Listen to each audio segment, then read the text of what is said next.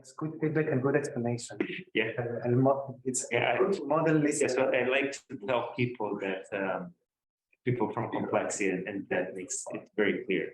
The difference between reading a paper and understanding presentation is that a paper you're working in people. That's nice. That's nice. You can use polynomial space because you can take a sheet and do some work, but the presentation you work on now. No, in a presentation we work on IP. What? Presentation is IP with small. Right. Okay. Okay. Sure. Seminar is IP.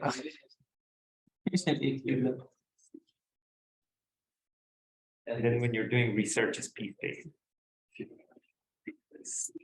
You can iterate a lot of times. You have polynomial space. Not a guarantee, like sometimes you go back to the same paper again and again, there's no.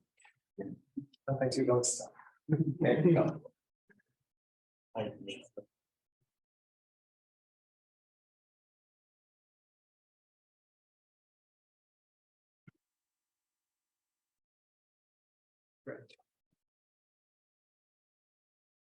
Which of those can I erase? Everything here or?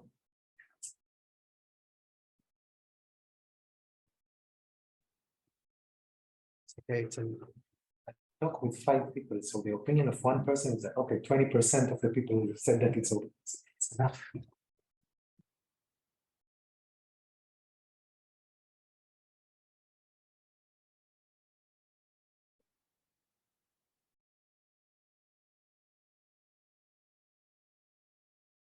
People that usually come to the seminar came on Friday. Only Fernando. But Friday it was misguided on my end because I did half of surveying Superfast and non-black box from the last 2 years, like a high-level survey, and then half the thing during 2 hours here. So most of the students died after around 10 minutes. Simply an error on my end. They just asked me to come again and like do it only for grad students and slow or like I'm scheduled.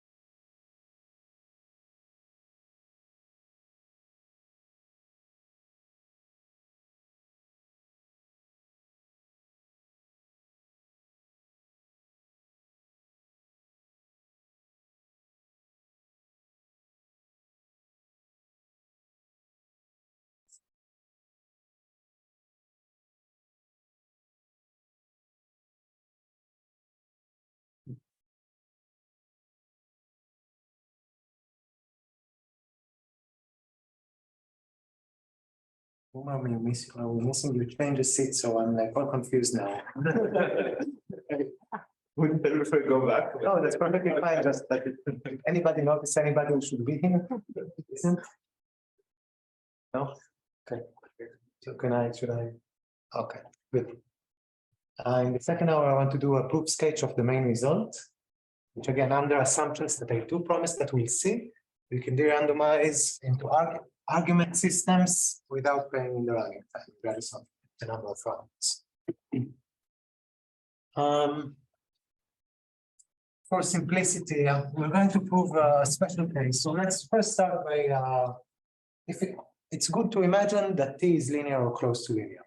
Okay, keep it in here. It's not crucial, but it's like a nice setting to keep in mind. I'm going to prove only the special case for the number of random points, denoted by R, is T to the literal of 1. It could be T, like in the general case, And we are interested in getting it to 0, or at least to be sublogarithmic in t. So this is kind of a middle ground. It showcases all the main new interesting ideas. So I'd rather just focus on it. This is 1, this is 2. Oh, and it's good enough for sharpsat.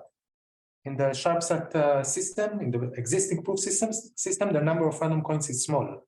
It's O of log t. So this is good enough for the main interesting application. And let's look at what's going on. This is the system that we want to derandomize. Okay, we have overall C terms. This is, let's call it file C. C messages. Let's call it file C.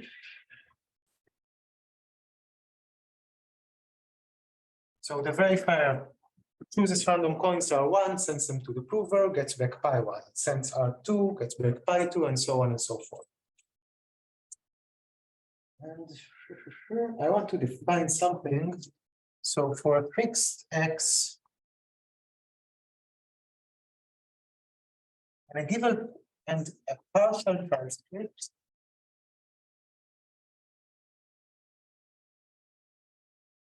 bar. So let's imagine that we're on the third term. So the input x was fixed in the beginning, and then there was a conversation in the first 2 rounds, which resulted in this transcript.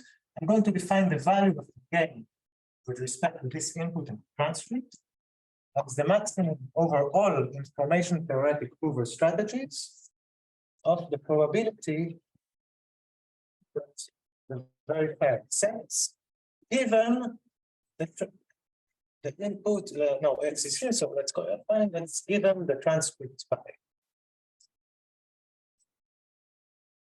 So just in words, if they continue the game with the maximizing prover strategy, this is what gives you the value of the game. Is this definition clear? Okay, perfect.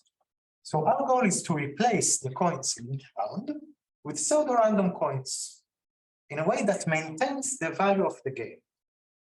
So if we are in the third round, we want to replace R3 by some pseudo-random thing that with respect to the current beginning maintains the value.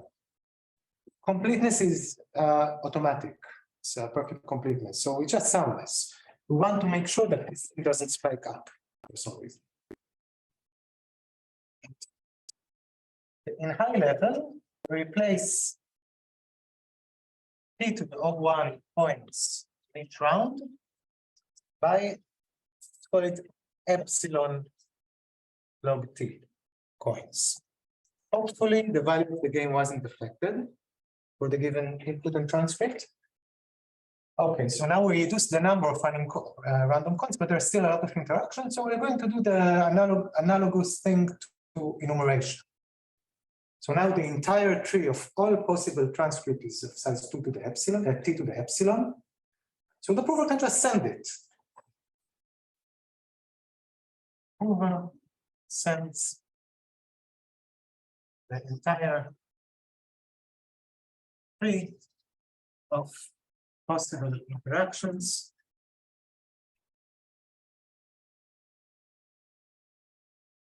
which is of size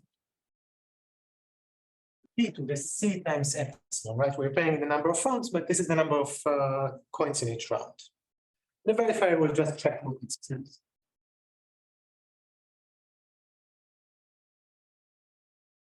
Obvious thing, it checks that the tree is consistent and that it would have accepted each round. Okay.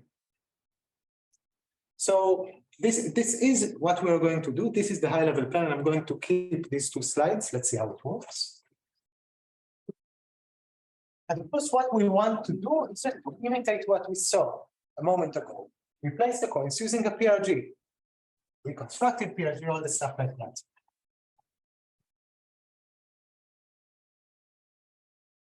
So just like Sam Higginson or KDL. So the first attempt, use PRG. And the PRG should be good. I'm a bit informal. It should follow the value of the game, b of x and pi, for every possible x and pi.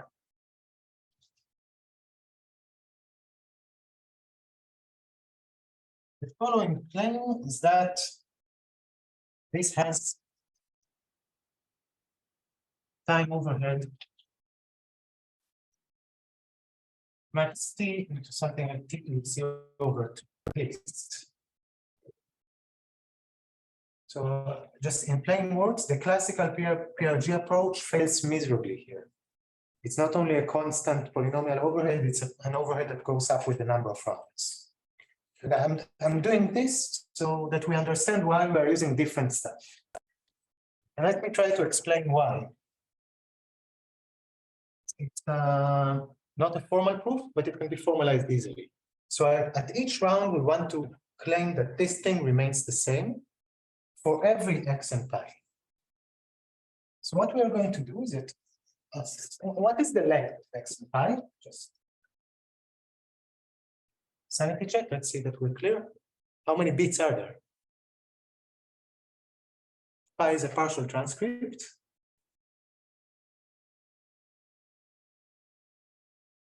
Good sanity check. Okay, let's pause. This is a protocol that runs in time t, right? They haven't said that the prover sends a few bits. The prover can send as many bits as it wants. So naively, it can be as high as t, right? Or I know t over c. I don't care that much about linear, like multiplicative constants. Let's think of it as t bits. So here we want one PRG that is good for a set of tests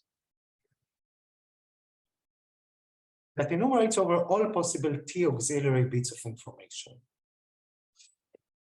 So in particular, like if we're using reconstructive PRGs, we need a function that's hard for circuits of size t, because the distinguisher has t bits of arbitrary information. So we're going to use a truth table, size more than t, say t to 1.1. Let's just do t, not to say anything suspicious. It's going to be at least t. Transforming it into a set of pseudo-random strings. There's going to be at least t pseudo-random strings here. Why intuitively you need the seed length at least log t to just choose one coordinate from the truth table. Practice all the transformation gives you something larger, right? Because you need to preserve the information here to reconstruct that. So this thing will be at least t. So the number of random coins in each round will be log t. At the very least, this is the seed length, and we are paying proportionally to the number of rounds. C over 2.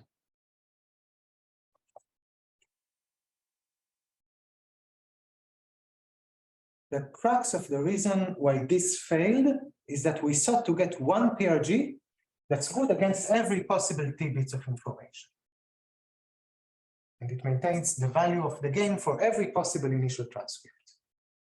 Okay, this approach fails. I want another idea. What to do next? Look at the definition, remember what we're proving, give me another idea.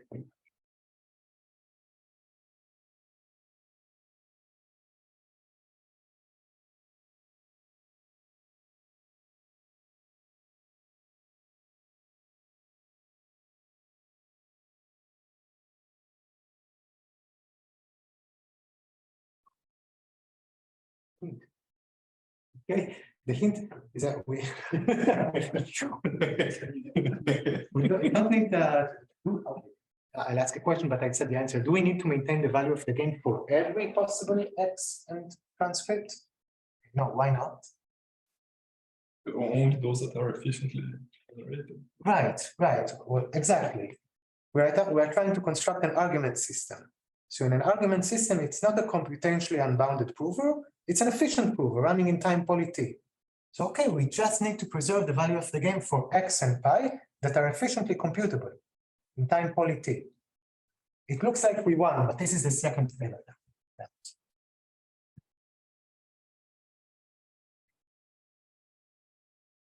So use PRG. See how I use PRG for uniform poly t time machines. So now it's not arbitrary t bits of information that we need to win, it's t bits of information that can be sampled in time poly t. Is this clear? So think of it like intuition, okay? The distinguisher first finds x and pi in time poly t. Right? Well, this can be an arbitrary polynomial, like t to the million, and then estimates the value of the gain. Make sure it's about the same. Is this clear? Okay. This is impossible. Observation, there is no PRG with sig length like we want, it's called epsilon times log t, and running time t to the 1 plus epsilon, or any fixed polynomial here really, that fools all polynomial algorithms. It simply does not exist. Because assume that such a PRG exists, right? It runs in time t cubed. It doesn't have too many output strings. But in time t to the million, I can run the PRG, get all the output strings, and distinguish between the output set of the PRG and a truly random string. But the whole crux of of PRGs in derandomization is that the PRG runs in time higher than the adversary. Here, the adversary is allowed more running time than the PRG. It simply doesn't work. In crypto, where the adversary is allowed more running time than the PRG, you use a lot of randomness for the PRG, section to the epsilon, to n, or stuff like that. Here we care about full randomization with small seeds.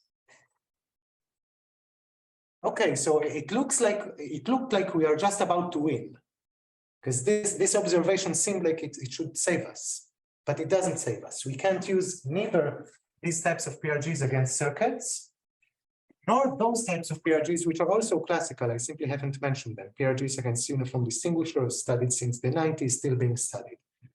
In words, we can't use any randomization PRG that we know. Okay. This brings us to what we are going to use, which is a new type of PRG that's been studied in recent years, and it's a non-black box PRG. That's the way to get this type of results. Just to drive the point home, so PRG that wins against Vx phi with any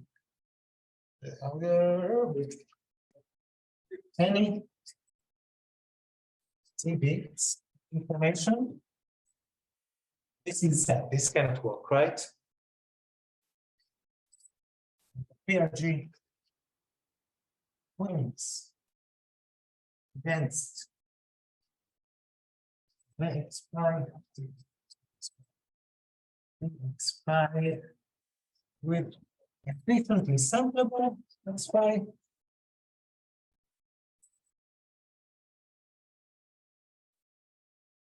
Also very sad. So the PRG that will work, it's called the targeted PRG. It's a PRG that gets explicitly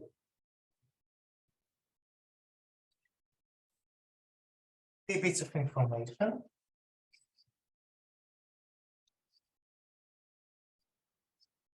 The PRG sees it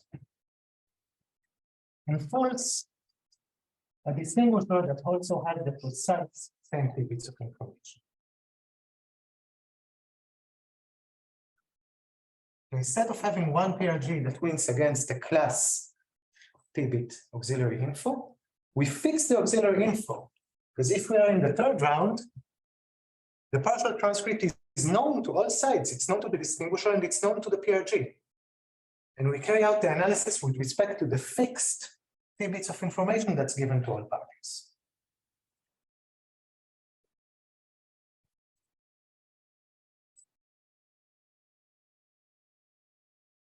In 30 seconds, I'm going to dive into technical constructions of targeted PRGs, so let's pause.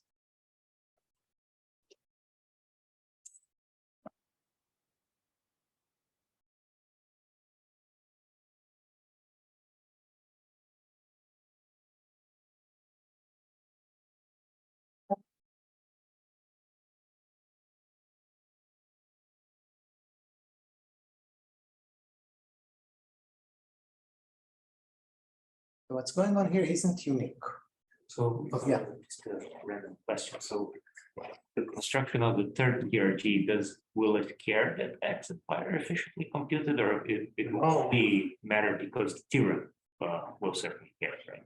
So the construction that we'll see, that there might be a construction like you're imagining that only works for a subset, but the construction that we will see is strong in the sense that for every fixed T bits, it does the reconstruction stuff. If you're able to distinguish, we're able to compute so hard function, but where all players get the same T bits of information. Good question. Okay, I was about to say that this thing isn't unique to the setting of proof systems. It happens also when you derandomize with PP.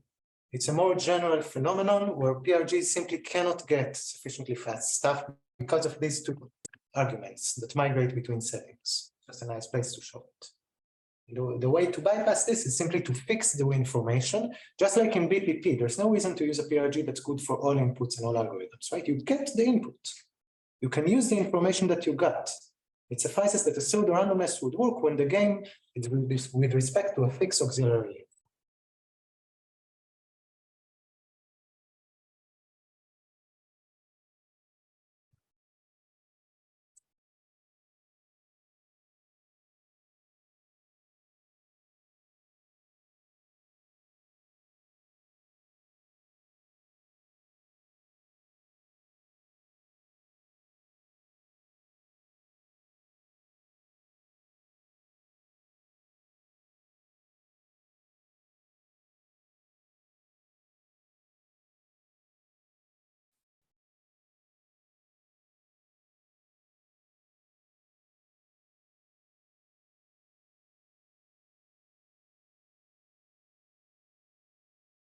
Are there any questions? No, okay, good. I'm going to state the lemma, which is a construction of a targeted PRG. And I particularly like this one because it's super simple. Instead of fancy constructions of targeted PRGs, this is basically Nissan Wigderson, just thinking about it in a very different way. It's easy to state. Well, it's easy to prove. The statement will be cumbersome. But okay, let's parse the statement in advance. It's a reconstruction kind of thing. So I'm going to start with a function. It's not a truth table. Now it's a function that gets a specific input. Okay? And I'm going to show, okay, here's a generator and here is a reconstruction. Well, asterisk, I'm going to talk about later. So fixed delta, it's a very tiny constant. Fixed k, it's proportional to the number of random coins. So very small, t to the little of 1. And fix a function x that takes t bits and outputs k bits. Ah, okay, no, this is very bad. I need to state the entire thing over here again. Sorry. We need to be able to see this one screen.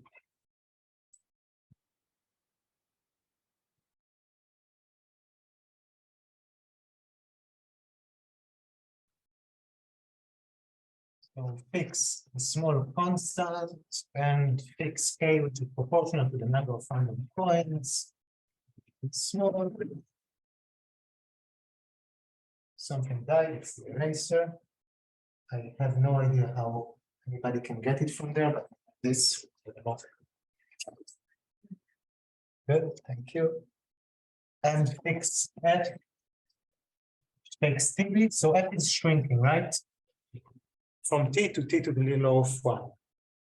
And I'm going to assume something on f, that each output bit of f individually is computable in time close to t. Slightly superlinear it will be. So the mapping of z, comma I to f of zi is the time t prime, which is close to t. It's not crucial to remember the precise value. Slightly above t. That's the assumption on f. That's the only thing that we will need about it.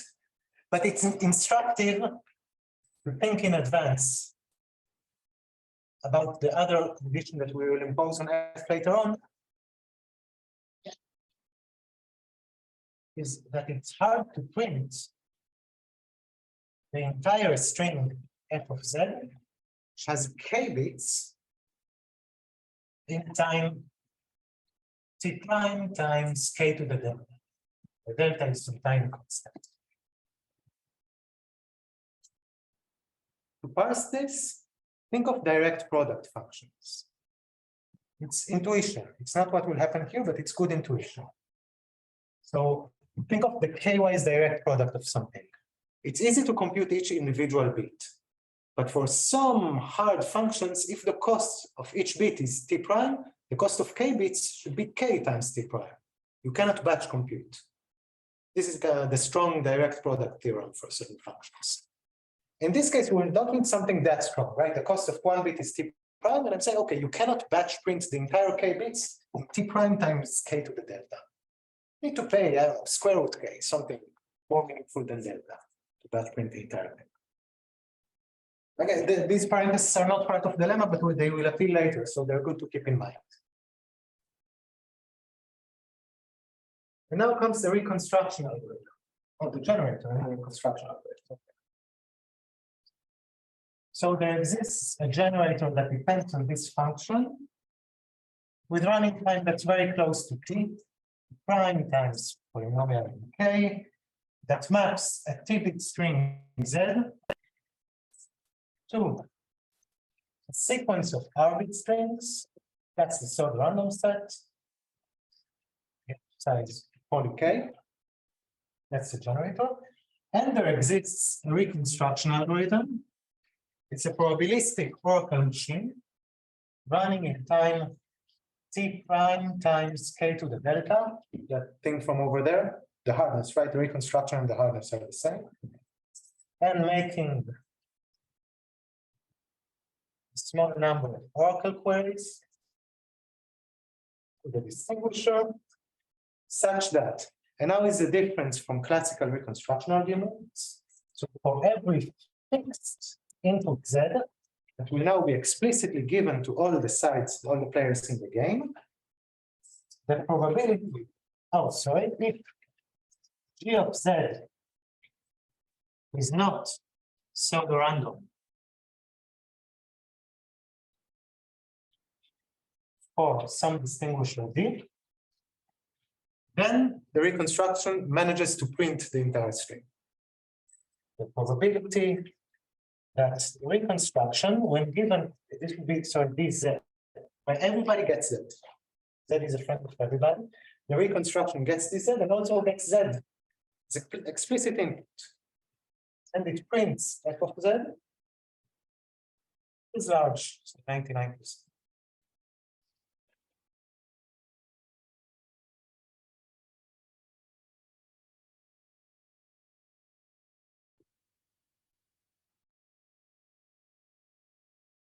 It's cumbersome. It took me the entire board just to say it, but it's just like in classical arguments. There is a generator and there is a reconstruction algorithm. The only difference is that the reconstruction argument holds for every fixed Z. So the contrapositive here would be that if Z is hard to print, F is hard to print at Z, then the targeted PRG works for that particular Z. Is this clear? See that it is both unclear and a bit exhausting. I pause.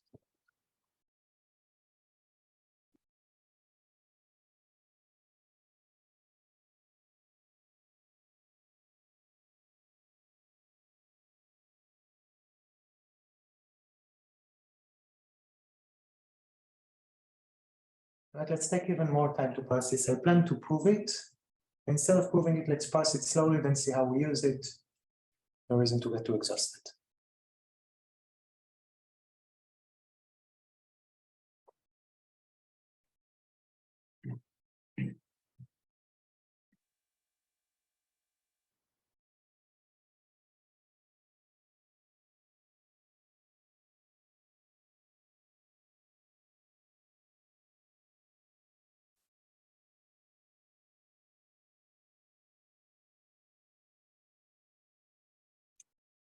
Maybe a good intuition to keep in mind is that previously we had one hard truth table. And if there was a distinguisher, we could compute that truth table. Now think of it, it's maybe a truth table that varies with Z. Yes. What is the difference? One second, let me finish that and then take questions. Think of it as a truth table that varies with Z. F of Z is like a hard truth table. You have another truth table. Some of them are hard, some of them are. Exactly. And whenever the algorithm fails to compute the hard truth table with respect to that Z should be available, right? The index is the truth table, then the pseudo randomness that is generated from that truth table is. So, yeah. So you're saying the difference between this definition and just taking a standard PRG for every f of z is that not all of the f of z's are hard proof tables. That's one good point. This is how we will implement this. It's not a difference in the statement. The statement says that whenever for every fixed z which is hard, then it works. I'm trying to understand what is the difference between this definition and just taking the standard PRG, but instead of putting the same truth table every time, just take for each. Okay, the question is who does it fool? Here it fools players that also get this Z. If I would say, okay, start with a Z, use a truth table, but it's good for all t bits of information, then this is a classical PRG. But here it only fools players that have access to this particular information. Is it a good intuition to also think that this is somehow a uniform PRG in the sense that I'm getting a family of truth tables indexed by Z, right? Some of them are hard, some of them are not hard, which I don't really know in advance which ones are hard. But I have some sort of algorithm that looks at each of the tables and produces these PRGs. Some of them are good, some of them are not, based on whether the truth table is actually hard or not. But I'm sort of doing it uniformly because. So it's partially good information, a good intuition. It's relatively good, but I'll tell you one caveat here is that the PRG doesn't like randomly choose Z and tries out this Z. Yeah, no, it's an algorithm that says, given the Z, then I'll produce something. Right. It's just that in the 90s there are algorithms that like randomly choose a Z and somehow use that Z. No, but what you. That's it. I mean, I like it. You like what you said? Okay, then perfect. Yeah, no, because the idea is sort of you don't want to produce a PRG that is good for most of the Z. You want to produce a PRG that reads the Z, produces something. If Z is hard, then it's good. Precisely. It's not enough to be good for most of the Zs. And the question here is perfect. And I want to stress the point that Or asked about what it means to be good. You don't need to be good for all possible distinguishers when it varies over Z. You need to be good for distinguishers with that. Yeah. That's the crux. That's what allows the relaxation. If you would need to be good for everyone, they can Z and be good for everyone.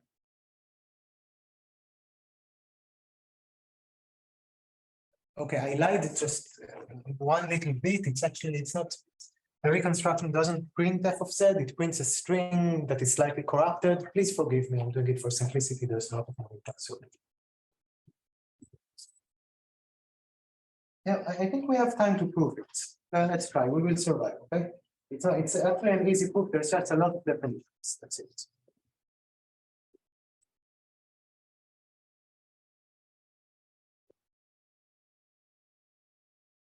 One thing in the proof that's instructive and interesting, see how Z is used. Okay, because the players quickly use their access to Z. This is why the proof is nice.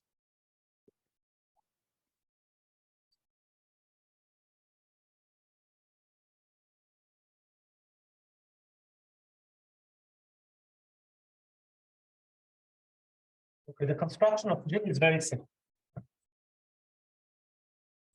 Get an input Z. We have an assumption that there exists a hard function f. What will you do? Compute a hard function. No other assumptions going on. Okay, f of z, and now it had k bits. And I think you already have the intuition. Think of this string as the truth table of a hard function, supposedly. It's not just a string, but why not? And the plan is Nissan Wilderson. So it's now Nissan Wilderson with f of z interpreted as a string that is the truth table of the hard function, and it gives you pseudo-numbers. That's the entire construction. And what's interesting here is to show a reconstruction of right. Runs uniformly, because we saw in Sam Dickerson earlier, it was like a non-uniform hardware advice, stuff like that. We need to be uniform. Right? And this is how it all right. I'm going to use an analysis of Sam Dickerson that dates back 25 years.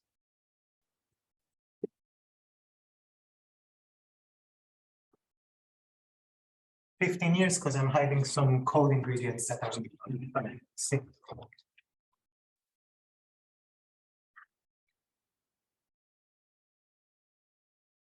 Then Pagliaccio did some 98, but also IJKW 5. It's a direct product code hiding. The lemma is 9, just a little bit. Okay. So consider some Dickerson with age. Age is any hard truth table. In our case, age is the string f of 7. Fine. It's arbitrary. It has k bits. There exists an algorithm you can note by Pagliaccio-Dickerson with running time k to the delta that gets Oracle access to a distinguisher for the Sam Dickerson with age and to age. It gets Oracle access to the hard truth table and produces, that's why it prints, circuit C such that, let's call it the truth table, C to the D.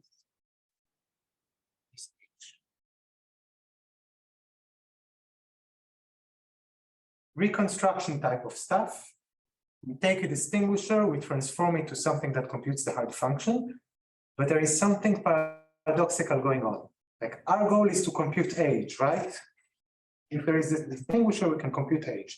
And we do this with queries to age. So what's going on?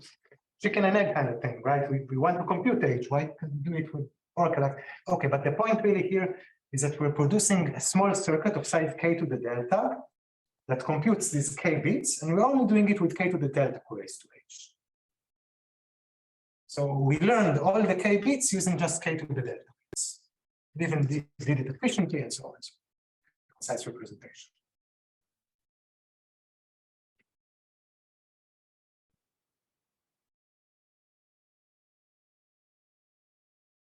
Why should such a thing be useful to us? I want to run this algorithm. Like my goal in the end is to print the k bits quickly. I want to use this algorithm to print them quickly. The reason why this algorithm is useful is because it compressed the k bits to k to the delta bits. So let's say that we somehow magically were able to run this. Now we have a circuit of size k to the delta that represents the k bit string. Let's run it on all of its inputs to quickly print the strings. This is a back of the envelope kind of calculation, but it gives solid intuition. So the circuit C is of size k to the delta. We are running it on k inputs, right? It's the size of page. It makes Oracle queries, the circuit, not the IW algorithm. The circuit itself, it makes Oracle queries to a distinguisher. The distinguisher, think of it as time t. It's a protocol that runs in time t, but forget about it for a second. Think of it as running in time t. So what's the overall running time of this thing? It's exactly t prime times k to the delta. That's why we chose the parameters like this to begin with. And what I'm demonstrating here is that a compressed circuit allows me to do things, a compressed representation of the truth table by a circuit allows me to do things too quickly. If you go back to the statement that appears here, so there will be a running time of t prime times k to the delta. No, here, the reconstruct over here. The reconstruction will run in time t prime times k to the delta, and will make k to the 1 plus delta queries to a distinguisher. These are the k 1 plus delta queries. If this is too much of a low-level uninteresting parameters, the bottom line here is that the Palliazzo-Wigderson algorithm gives us a concise representation of the truth table, which allows us to print the entire truth table.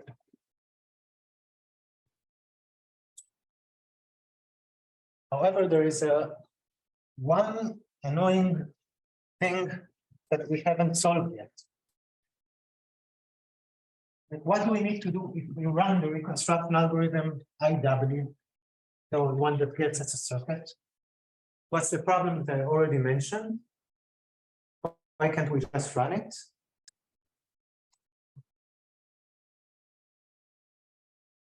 Let's go back here, okay?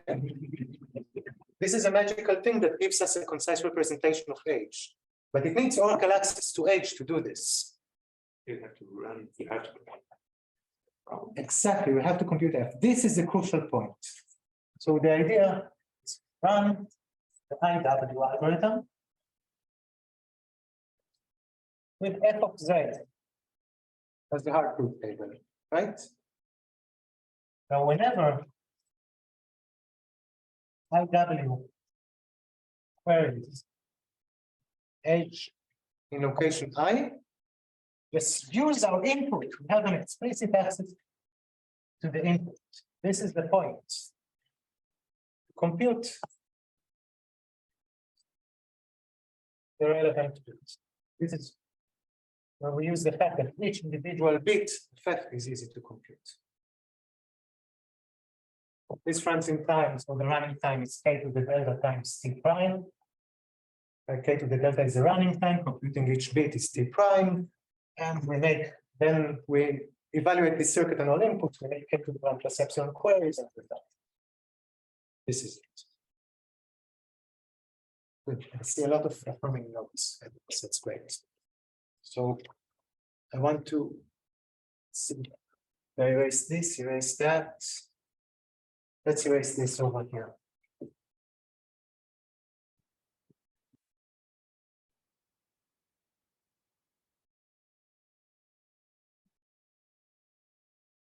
There are two last important points in the code.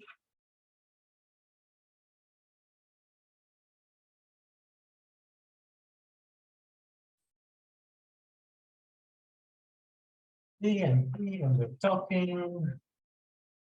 And R1, R1, R2, R2, and so on and so forth. What we will be doing now is replacing the random coins by applying the targeted PRG to the transcript at each round. So, for example, instead of R3, we're going to use G as a targeted PRG. We're going to use G of, let's do this right, G of X. Now the coins in the first round is G of X, right? Then I1. Then the coins in the second round is G of X, G of X, I1, I2. This is the transcript. First, we replace R1 by just the targeted PRG on X, maybe pad X to be T bits, I don't care. Then we replace the second, then we replace the third, and so on and so forth. At each point, we have this as the correct transcript. And if you unravel what's going on, is that you take the transcript, you apply a hard function to it, you think of it as a truth table for Nissan-Wigderson, and you do Nissan-Wigderson. And the 2 points that I want to talk about is what happens before and after. First, like, okay.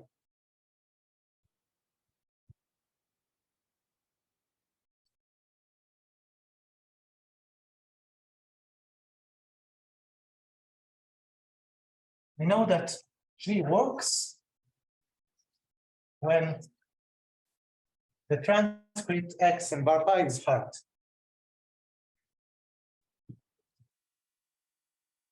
But surely there's going to be some easy inputs for F.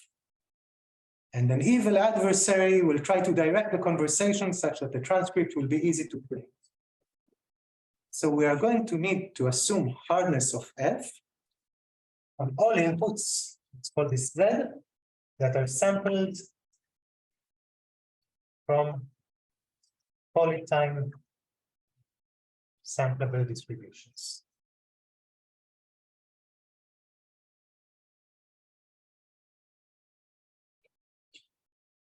This is going to be our assumption about where Z comes from. It's hard to predict f of Z whenever Z comes from an efficiently sampleable distribution, such as the conversation between the two parties, and this is why we get an argument system rather than a proof system. Second question, which I hid under the rug so far, is hardness for whom? Who needs to fail? Which type of algorithm? So, right, this is the algorithm that fails. And the reconstruction here is something that runs in time t prime times k to the delta. This is what we just saw, the reconstruction of the targeted PRG. But who is d of z? Let's be more explicit, right? Z is x. Right? Write it down. D of x and I is something that approximates, gets as input r and approximates the value of the game with transcript x, and then pi, and then r. R is the randomness that we're trying to distinguish. This is the next message. And just recall the definition. Maximal prover strategy, the maximum over prover strategies that the verifier accepts.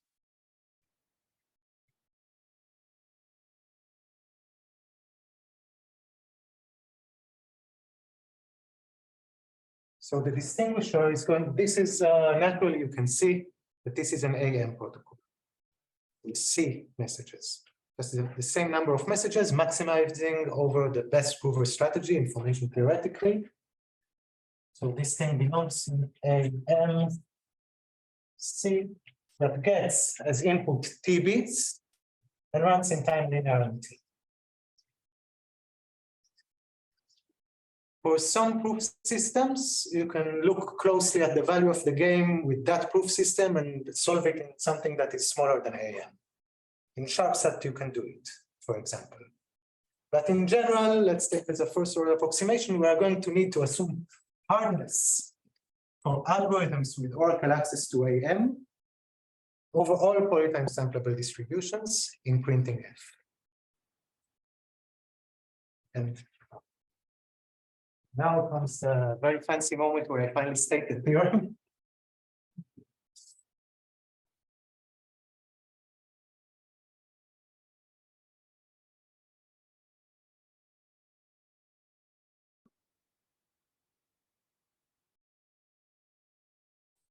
To make a lot of space. So here then. Assume that there exists some small delta. This is from the hardness, right? K to the delta, batch printing the string. And F from T bits to K bits. K is T to the epsilon, such that when the first condition you remember, computing each individual bit can be done in time t prime, which is t to the k. And now the hardness condition. So for every probabilistic algorithm A with runtime t prime times k to the delta, this is just what we just saw, making k to the 1 plus delta queries. Now the queries, which queries and to whom? It's queries of length T to some oracle in A and C terms in running time that is linear in T. Okay. And every polynomial time sampleable sequence of distribution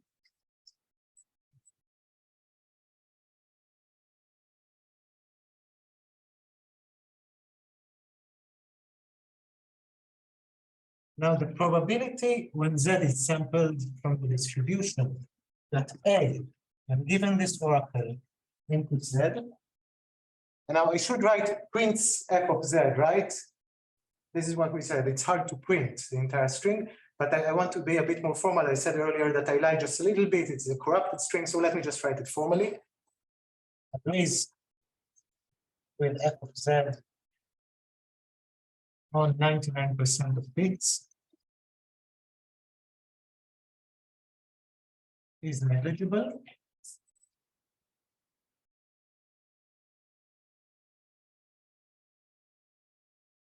Then, doubly efficient interactive proof systems with C terms, running time t, and bounded number of coins, and containing deterministic effective argument systems. With 1% time. And this is the statement of the theorem. Pass it for a second, and then I want to talk about this.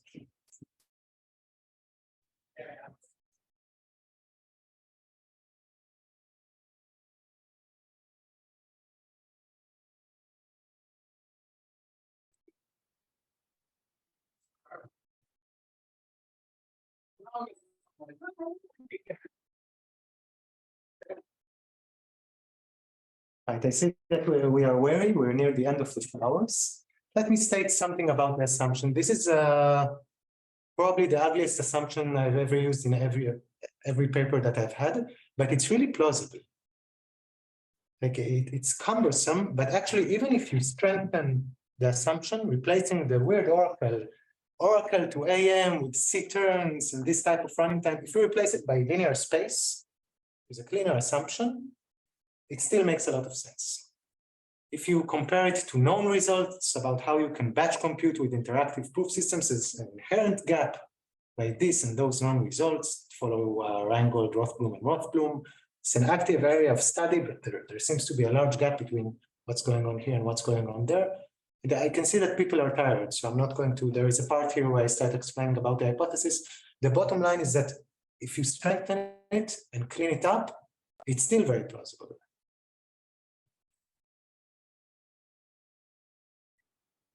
There is one last thing that I want to say, but I'm going to give like a couple of seconds to see if someone wants to ask something.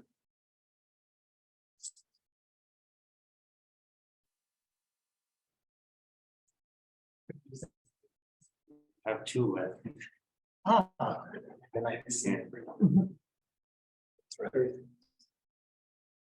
We're really at the end. We've limited the board resources. Okay.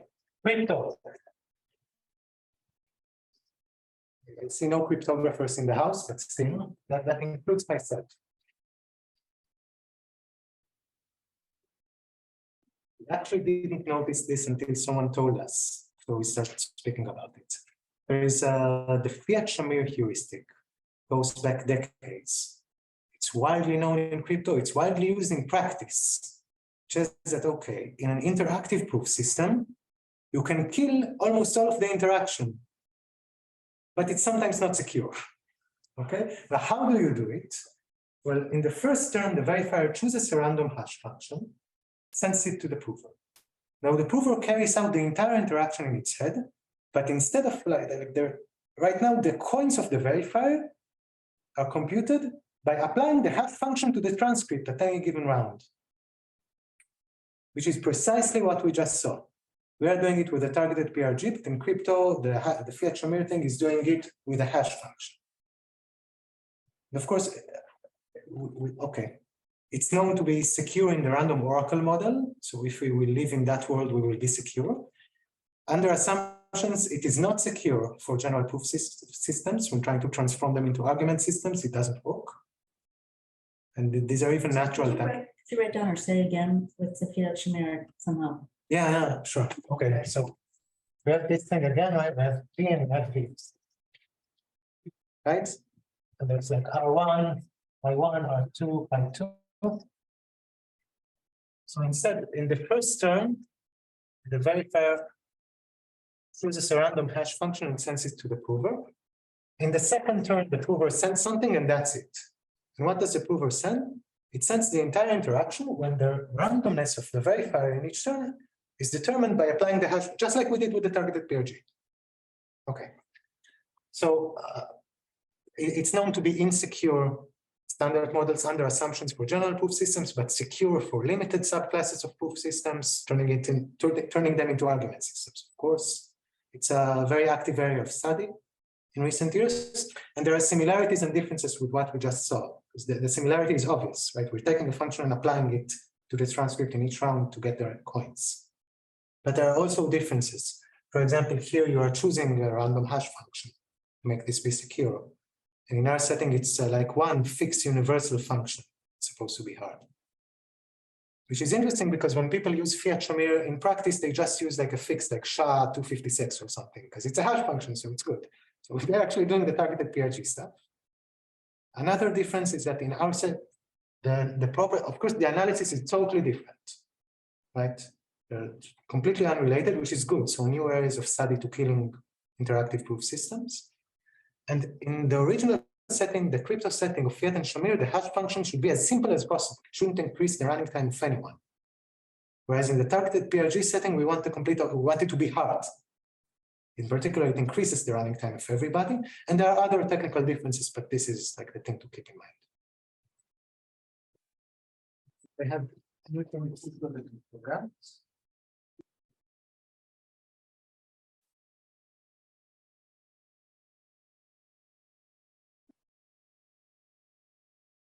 Repeating the key takeaways so that, we wrap things up. So we're talking about free lunch of interactive proof systems, subclasses where you pay nothing and you get an argument system on the other side.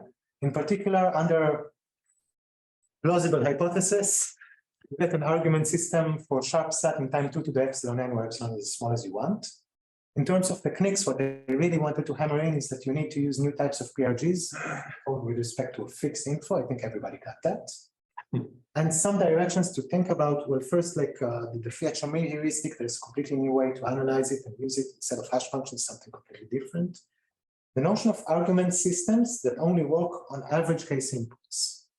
I forget about the deterministic verifier for a second. An argument system that inputs are efficiently found, can be efficiently found. This hasn't been studied before for no reason. It's a totally natural notion. It should have been studied in the 90s. It opens up possibilities. It can do stuff. It's a notion that's worth exploring about. For standard problems, not with interactive proofs, it was studied. Actually, it is something that is an easy-ish exercise. Can I ask, what do you mean not for interactive proof? Because we're talking about soundness here. I'm talking about just okay. So average case success. You mean? Not average case, but in a similar sense to this, you can ask the question of what happens if you want to solve some NP problem, but only for inputs that can be generated efficiently. Yeah, definitely. Since it's no, exactly. And it was studying derandomization too. Randomization that succeeds on all input that are efficiently sampled. Good. So good comment. So it's just in the interactive, if not in it's just in the argument system setting. Argument systems that work on average haven't been studied. It doesn't have to be efficiently sampled. Maybe it works on 99% of it. So I don't know. Let's see what we can get. It's natural. You can split this up maybe a bit more. Y2 to the epsilon n for sharp sat. Why not poly n? See no inherent reason. Like if we do analogies with argument systems from the 90s, maybe poly n is possible. And this is plausible, but very ugly. We can show that in some very restricted settings, this type of non-batch computability hypothesis is actually necessary, which you wouldn't expect due to its ugliness. So it's a good question to ask, how close are we to a sufficient and necessary hypothesis? That's it. Thank you very, very much.